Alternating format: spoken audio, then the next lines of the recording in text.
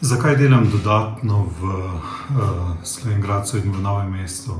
Zato, da lahko pregledamo več otrok. Pred seboj imam pravzaprav posnetek otroka z boleznijo srčne mišice.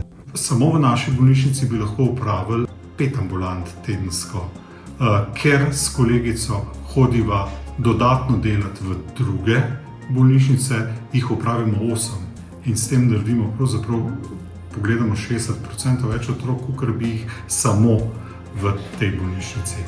V Slovenj Gradcu in Novem mestu letno pogledam poleg celotne ambulante, ki jo imam v Celju, še 500 do 600 otrok in nosečnic, ki bi sicer pritisnili na ambulanto v Celju ali pa v Ljubljani, kar bi pomenili 500 do 600 voženj z avtomobilov letno v eno ali drugo mesto, kar bi pomenili velikrat krat 2 odsotnosti staršev z dela, odsotnosti otrok iz šole.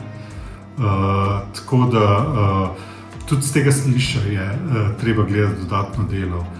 Če so lahko storitve upravljene v domačem kraju, v regiji, je to velik prihranek, organizacijski, finančni in vsezadnje v vseh ozirih. Je Slovenija po številu zdravnikov na 4. mestu od spodaj navzgor.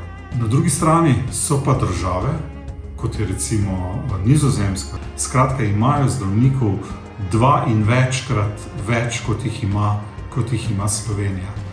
In če hočemo slovenski zdravniki narediti približno primerljivo število preiskav in posegov, kot jih naredijo kolegi v sistemih, kjer jih je 3-krat več, lahko naredimo to samo na 2 načina.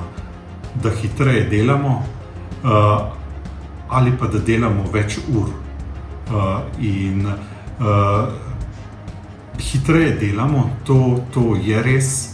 Večinoma so naši normativi, ki so ali uradni ali neuradni, v koliko časa imamo za pregled pacienta, precej krajši, kakor so recimo pri severnih sosedih. Ampak tudi to ne zadošča. Moramo narediti več delovnih ur.